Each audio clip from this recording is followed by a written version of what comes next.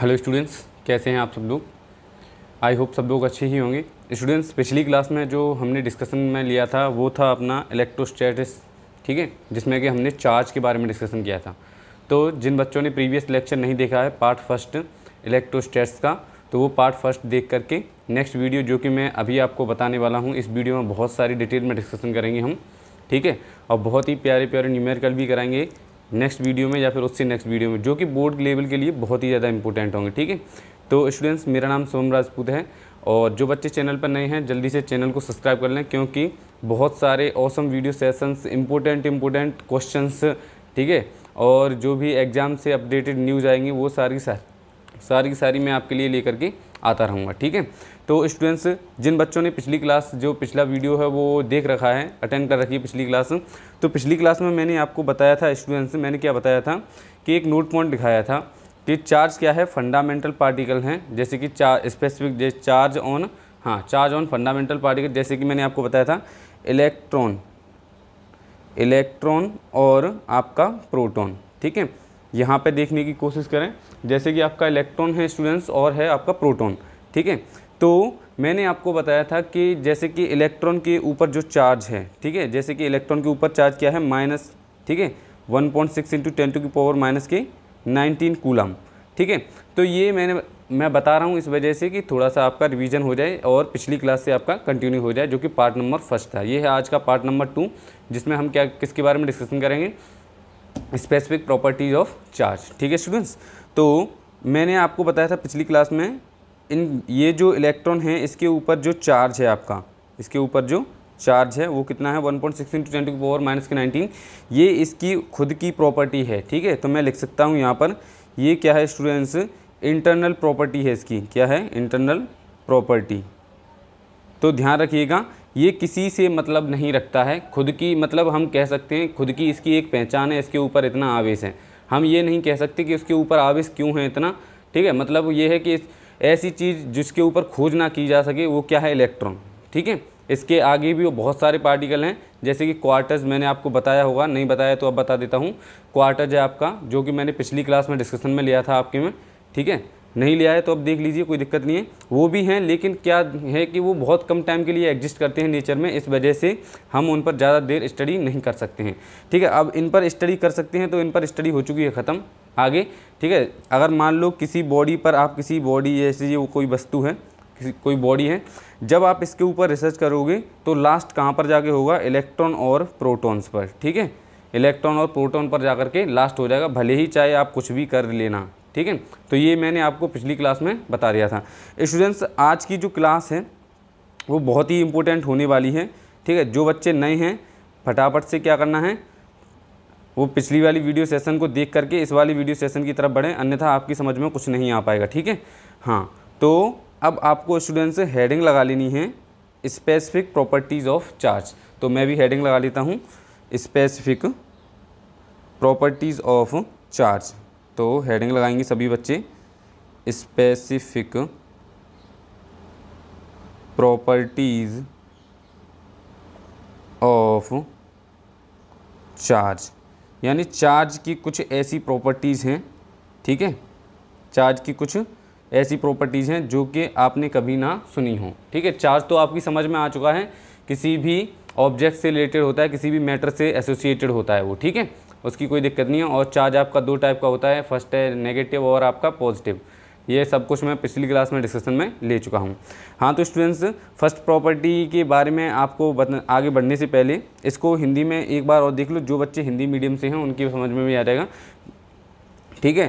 तो इसे हम कहते हैं आवेश के विशिष्ट गुण, ठीक है, आवेश के विशिष्ट गुण।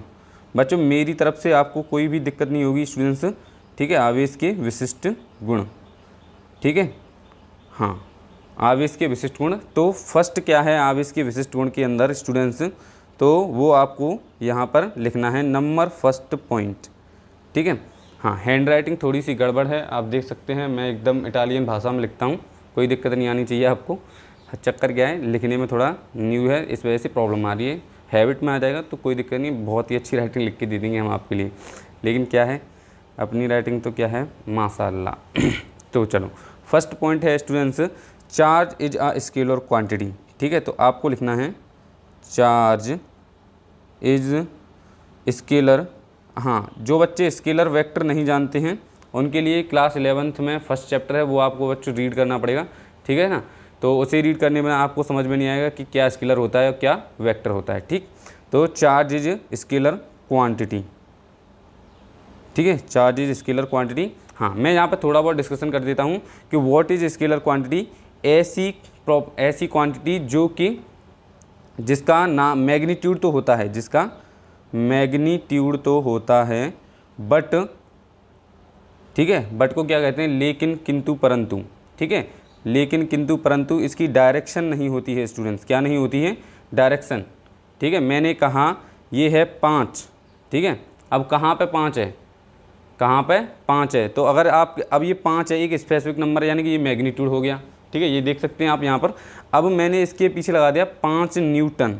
ठीक है, 5 न्यूटन ईस्ट, 5 न्यूटन ईस्ट। तो आप बता सकते हैं कि ईस्ट वेस्ट नॉर्थ साउथ, तो किस तरफ ये 5 न्यूटन है, जो किस तरफ लग रहा है, इस तरफ लग रहा है। ठीक है ना, तो जो, हाँ, अब कहेंगे कुछ लोग कि न्यूटन क्या है। बच्चों क्लास 11th पढ़नी पड़ेगी आपको। ये न्यूटन जो है वो फोर्स की यूनिट होती है, तो आपको कोई दिक्कत नहीं आनी चाहिए। तो फोर्स है जो है 5 न्यूटन, वो किस तरफ लग रहा है, इस तरफ लग रहा है। ठीक है, तो जिसकी डायरेक्शन और मैग्नीट्यूड दोनों होते हैं और वेक्टर लॉ ऑफ पैरेललोग्राम को फॉलो करते हैं। ठीक है, क्लास 11th में आपने पढ़ रखा होगा, वेक्टर लॉ ऑफ पैरेललोग्राम को फॉलो करते हैं स्टूडेंट्स, उन्हें हम क्या कहते हैं, वेक्टर क्वांटिटी कहते हैं। और ऐसी क्वांटिटी जिनके पास ओनली मैग्नीट्यूड होता है और ना ही वेक्टर लॉ ऑफ पैरेललोग्राम को फॉलो करते हैं, एंड और सेकंड क्या कहना चाहूँगा, जिसकी डायरेक्शन नहीं होती है, उसे हम क्या कहते हैं स्टूडेंट्स, स्केलर क्वांटिटी। ठीक है, तो charge is also a scalar quantity. ठीक, क्लियर, हाँ, समझ में आ चुका होगा। चलो, तो नेक्स्ट क्या है स्टूडेंट्स, ये थी इसकी फर्स्ट प्रॉपर्टी। जिन बच्चों ने पढ़ रखी है कोई दिक्कत नहीं है स्टूडेंट्स, आपके लिए बहुत अच्छी बात है, दोबारा से रिवीजन हो चुका है। ठीक है, तो मैं इसे रफ कर दूँ। हाँ, लास्ट में जा कर के जब आपका ये लेक्चर ख़त्म होगा, जब मैं आपको रिवीजन भी करा दूंगा। ठीक, सेकंड प्रॉपर्टी क्या है स्टूडेंट्स इसकी, हाँ, सेकंड प्रॉपर्टी लिखनी है आपको इसकी कि charge is transferable. Charge is transferable. Charge is transferable मतलब क्या है स्टूडेंट्स, हम चार्ज को एक बॉडी से दूसरी बॉडी पर ट्रांसफ़र कर सकते हैं। इसका एग्जाम्पल क्या है स्टूडेंट्स, जब आप छोटे बच्चे थे, हम भी छोटे थे, कोई दिक्कत नहीं है। ठीक है, तो हम क्या करते थे कि अपने बालों में ये पेन जो है, पेन को ऐसे करके लगाते थे, फिर कागज़ के छोटे छोटे टुकड़े करके उसे ज़मीन पर डालते थे, फिर उसे यूं करके करते थे। ठीक है, तो कागज़ के कुछ टुकड़े पेन से क्या होते थे, स्टिक चिपक जाते थे। ठीक है, अब चिपकने के बाद आप कहते थे कि देखो जादू हो गया। जादू, वो जादू नहीं था। होता क्या था, जब आप रफिंग करते हैं अपने बालों, जैसे कि हेयर और पेन के बीच में, ठीक है, दोनों के बीच में, तो क्या होता है, एक दूसरे के बीच में अपोजिट चार्ज क्रिएट हो जाता है। ठीक है, अब जस्ट अपोजिट चार्ज वो उस कागज़ पर भी होता है, जो मैंने कागज़ लिया है उस कागज़ पर भी होता है। अब जब उस कागज़ के पास मैं इस पेन को लेके जाऊँगा तो होगा क्या स्टूडेंट्स, वो कागज़ जो है वो पेन से चिपक जाएगा। यानी कि मैंने क्या किया, रफिंग की और अपने बालों पे जो चार्ज था उसका जस्ट अपोजिट इस पर क्रिएट किया। ये होता है मेथड ऑफ चार्जिंग। ठीक है, आपको मैं आगे बताऊंगा कि चार्जिंग के क्या क्या मेथड होते हैं। इस तरीके से हम चार्ज क्रिएट कर सकते हैं। ठीक है, अब ट्रांसफ़र कैसे होगा, इस बॉडी से उस बॉडी पर चला जाएगा और एक दूसरे में आप देख सकेंगे वहाँ पर कि जो कागज़ है वो पेन से चिपक जाएगा। ठीक है, और क्या बताऊँ, जैसे कि मान लीजिए this is the neutral body. ठीक है, ये है न्यूट्रल बॉडी है ये। ठीक, यहाँ पे देख सकते हैं ये न्यूट्रल बॉडी है और सपोज दैट दिस बॉडी है plus Q charge, this body है प्लस क्यू चार्ज। तो जब मैं इस प्लस क्यू चार्ज बॉडी को, ठीक है ना स्टूडेंट्स, जब मैं इस प्लस क्यू चार्ज बॉडी को न्यूट्रल बॉडी के पास लेके जाऊंगा, न्यूट्रल बॉडी के पास लेके जाऊंगा, तो होगा क्या कि प्लस क्यू आवेश जो है आपका, प्लस क्यू चार्ज जो है वो किसके ऊपर ट्रांसफ़र हो जाएगा, आपका न्यूट्रल बॉडी के ऊपर ट्रांसफ़र हो जाएगा। ठीक है, जैसे कि बहुत सी जगह पे आपने क्लास 10th में पढ़ रखा होगा, तो आपने कुछ इस तरीके से सिंबल देखा होगा। ठीक है, तो होता क्या है, जैसे ही इस सिंबल को हम स्टूडेंट्स अर्थिंग कहते हैं। क्या कहते हैं, अर्थिंग। ठीक है, जैसे ही यहाँ पर कोई चार्ज आता है, मान लीजिए सपोज दैट माइनस चार्ज आया और इस तरफ प्लस आया। ठीक है, रिपल्सन की वजह से ऐसा होता है। ठीक है, हाँ, एक बात और बताऊँगा मैं अभी आपको, तो ये जो चार्ज है वो यहाँ से ज़मीन के अंदर, आपकी जो अर्थ है उसके अंदर ट्रांसफ़र हो जाता है। इसी ये जो सिंबल है इसे ध्यान रखना स्टूडेंट्स, इसे हम कहते हैं अर्थिंग। ठीक है, क्या बोलते हैं स्टूडेंट्स, अर्थिंग। तो मेरे हिसाब से आपको कोई दिक्कत नहीं आनी चाहिए। ये था आपका कि चार्ज इज ट्रांसफरेबल, यानी कि एक जगह से दूसरी जगह हम चार्ज को कैसे ट्रांसफ़र करते हैं। ठीक है, आया समझ में। तो ये था आपका स्टूडेंट्स पॉइंट नंबर 2। ठीक, हाँ एक बात और बता रहा था मैं, जिन बच्चों को नहीं मालूम है उनको मैं बता रहा हूँ कि प्लस और प्लस क्या होते हैं स्टूडेंट्स, प्लस और प्लस सेम है। ठीक है, सेम के बीच में क्या होगा स्टूडेंट्स, यहाँ पर रिपल्सन होगा। क्या होगा, रिपल्सन। ठीक है, ध्यान रखिएगा क्या होगा, रिपल्सन। मैं बाद में नहीं बताऊंगा। सेकंड है स्टूडेंट्स प्लस और माइनस। प्लस और माइनस के बीच में स्टूडेंट्स क्या होगा आपका, अट्रैक्शन। क्या होगा, अट्रैक्शन। तो ध्यान रखिएगा प्लस और माइनस के बीच में स्टूडेंट्स क्या होगा, attraction.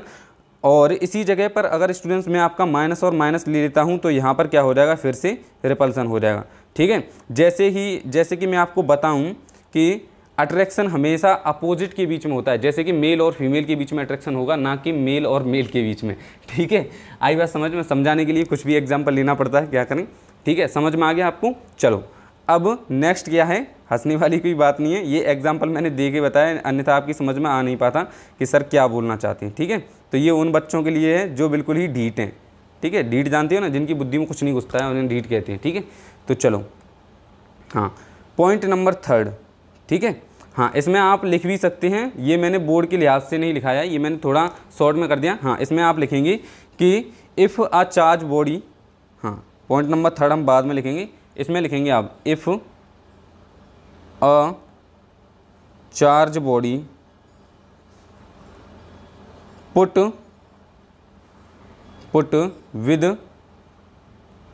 With contact another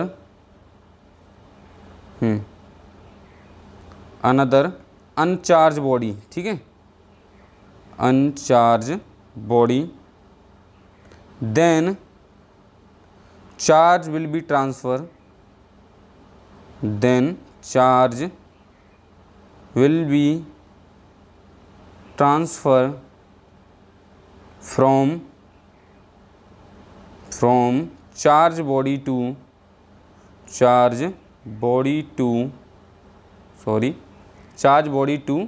uncharge body. मेरे हिसाब से आपको कोई भी दिक्कत इस पॉइंट में होनी नहीं चाहिए, वैसे मैंने बोल दिया है और आप यहाँ से देख भी सकते हैं। ठीक है, चलो नेक्स्ट क्या है स्टूडेंट्स, नेक्स्ट है आपको लिखना है इसमें, हाँ ध्यान रखिएगा नेक्स्ट क्या है, नेक्स्ट इसमें पॉइंट नंबर 3 आपको लिखना है। पॉइंट नंबर 3 क्या कहता है आपसे, पॉइंट नंबर 3 कहता है charge is also associated with mass. यानी कहने का मतलब क्या है, हिंदी में मैं आपको बताऊंगा कि चार्ज हमेशा मास के साथ ही रहता है। ठीक है, ऐसा नहीं है कि मास हमेशा, ऐसा नहीं है कि चार्ज के साथ रहे, लेकिन चार्ज की ये एक कमी है कि उसे हमेशा मास के साथ रहना पड़ेगा। ठीक है, उसे हमेशा मास के साथ रहना पड़ेगा। ठीक है, ये एक चार्ज की खामी समझ सकते हैं आप। ठीक है, ये एक चार्ज की खामी समझ सकते हैं। तो आपको लिखना है स्टूडेंट्स इसमें कि charge is also associated with, charge is also associated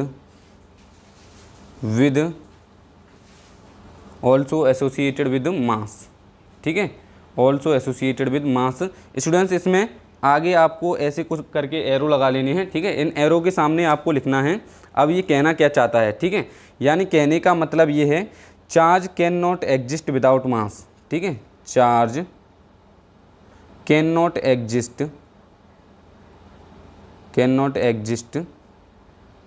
without मास।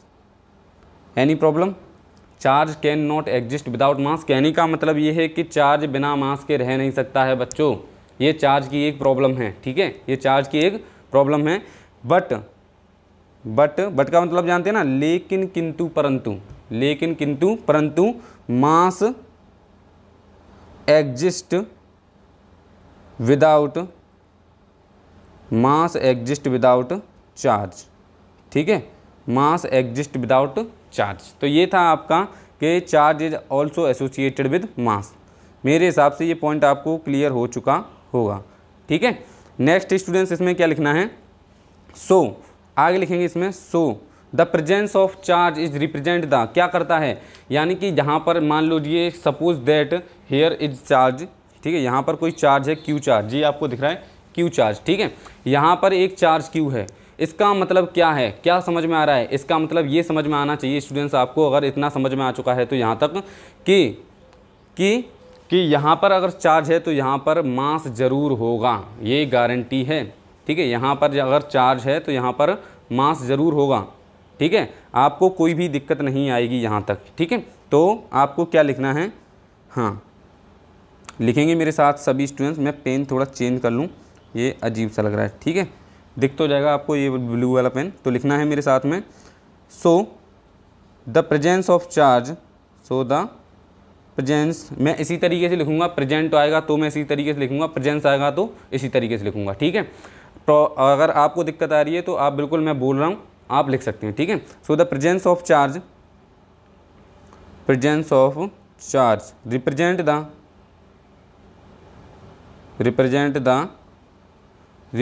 क्या रिप्रेजेंट क्या करता है, represent the presence of charge represent the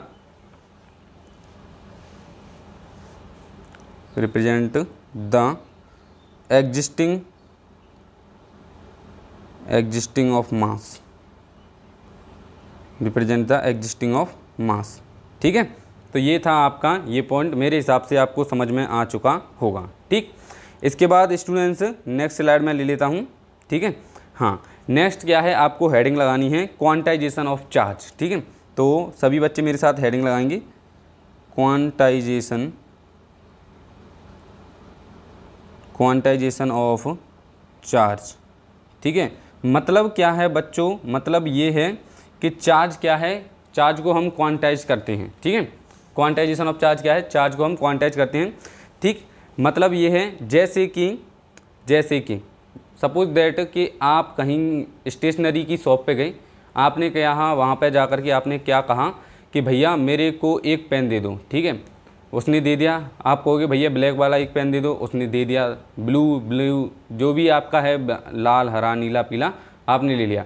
अब क्या कहते हो लास्ट में आकर के कि भैया मुझे 1.5 पेन ब्लैक रंग का दे दो, ठीक है, 1.5 पेन ब्लैक रंग का दे दो, यानी 1/5। उसने कहा हाँ सॉरी 1/2, ऐसा कहो 0.5 पेन दे दो मेरे को, तो ऐसा हो सकता है पॉसिबल? तो क्या कहेगा, पागल है, कहाँ से आ गया, पढ़ के इसकी बुद्धि क्या होगी, ख़राब हो चुकी है, ठीक है। पढ़ने के बाद बुद्धि ख़राब ही होती है ज़्यादातर स्टूडेंट्स की। तो आपने उसके बोला कि एक पेन दो और आधा पेन दो, तो ऐसा पॉसिबल नहीं है। यानी कहने का मतलब ये है, या तो आपको 1 मिलेगा, 2 मिलेगा या फिर 3 मिलेगा, यानी कि इंटीजर नंबर, ठीक है। इंटीजर नंबर, पूर्णांक कहते हैं हिंदी में, इंटीजर नंबर ही मिलेगा आपको। ऐसा नहीं है कि आधा मिल गया, फिर उसके बाद फिर आधे से 1.5 जिसे कहते हैं ना, ठीक है। तो आधा यानी कि 1/2 मिल गया, ठीक है। उसके बाद आप कह सकते हैं 2/3 मिल गया, तो ये नॉट पॉसिबल, ठीक है। फ्रैक्शनल नंबर नहीं मिलेगा, इंटीजर नंबर में मिलेगा हमेशा। तो इसी तरीके से मैं कहने की कोशिश ये कर रहा हूँ स्टूडेंट्स यहाँ पर कि मान लीजिए सपोज दैट आपके पास 2 बॉडीज़ हैं, आपके पास 2 बॉडीज़ हैं, ठीक है। मान लीजिए ये अनचार्ज बॉडी है, ये अनचार्ज बॉडी है, ठीक है। ये कैसी बॉडी है, अनचार्ज, ठीक है। हाँ, अनचार्ज बॉडी है, ये कैसी है, चार्ज बॉडी। अब आप जो अनचार्ज बॉडी है इसे आप चार्ज करना चाहते हैं, तो स्टूडेंट्स ये चार्ज कैसे होगी, इससे या फिर 2 इलेक्ट्रॉन, ऐसे 1 इलेक्ट्रॉन भेज दिया आपने, 2 इलेक्ट्रॉन भेज दिया आपने, 3 इलेक्ट्रॉन भेज दिया आपने, तो कुछ इस तरीके से हम इसे चार्ज माइनस प्लस कर सकते हैं, ठीक है। अब मैंने कहा, कोई होशियार बच्चा आप में से ही निकल के आया और उसने कहा कि सर मैं तो इसे 0.5 इलेक्ट्रॉन दूंगा, ठीक है, 0.5 इलेक्ट्रॉन दूंगा, तो ये पॉसिबिलिटी नहीं है, कोई आपको तमाचा मार के भगा देगा, ठीक है। तो ये गलत है। इसी को हम क्या कहते हैं, क्वांटाइजेशन ऑफ चार्ज, हमेशा अवेलेबल इन फिक्स अमाउंट, ठीक है। Always available in fix amount, charge जो है हमेशा फिक्स अमाउंट में मिलेगा आपको, 1 2 3 4 5 6, ठीक है। तो समझ में आ चुका ना, चलो मेरे हिसाब से क्लियर हो जाना चाहिए आपको बच्चों, ठीक। तो इसके बाद आपको लिखना है इसके अंदर, हाँ लिखेंगे मेरे साथ में, ये लास्ट है अपना, फिर नेक्स्ट वीडियो जो पार्ट 3 आएगा उसके अंदर देखेंगे। बच्चों आपको अगर इंटरेस्ट आ रहा है ना तो प्लीज़ वीडियो को लाइक कर देना मेरे लिए, ठीक है। और क्या कहें, जो बच्चे चैनल पर नए आए हैं वो फटाफट से चैनल को सब्सक्राइब कर देना, ठीक।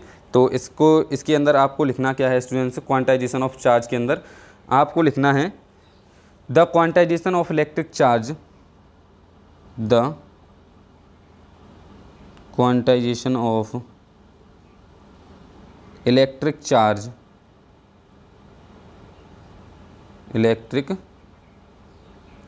ठीक है। Quantisation of electric charge is the property by virtue of which, is the property by virtue of which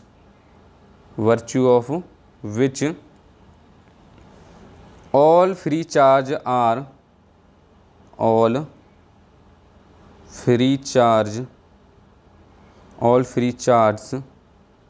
are integral, ठीक है, या फिर integral multiple of a basic unit of charge,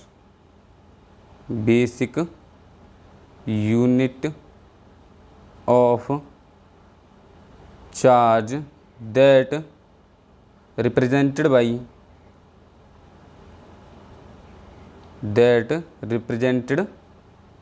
by किसके द्वारा रिप्रेजेंट करते हैं स्टूडेंट से, ई के द्वारा, ठीक है, किससे, ई से स्टूडेंट्स इसे रिप्रेजेंट करते हैं, ठीक है। यहाँ से लिख सकते हैं दैट इज, आप लिख सकते हैं Q बराबर प्लस माइनस एन, ठीक है। यहाँ पर जो इंटीजर नंबर है वो n है, तो n क्या है यहाँ पर, इंटीग्रल नंबर जो कि क्या हो सकता है, माइनस के 1 हो सकता है, 0 हो सकता है, प्लस के 1 2 3 4 5 जो भी है, ठीक है, माइनस के 1 2 3 4 5 जो भी है, जो पर इंटीजर होना चाहिए, ठीक है, क्या होना चाहिए, इंटीजर।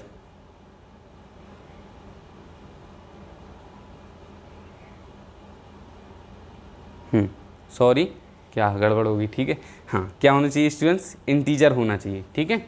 मेरे हिसाब से आपको ये समझ में आ चुका होगा कि क्वांटाइजेशन ऑफ चार्ज क्या होता है, always available in fix amount, ठीक है।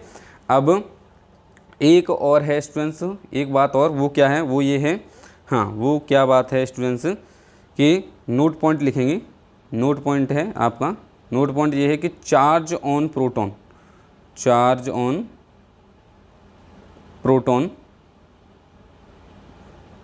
Proton is equal to minus of charge on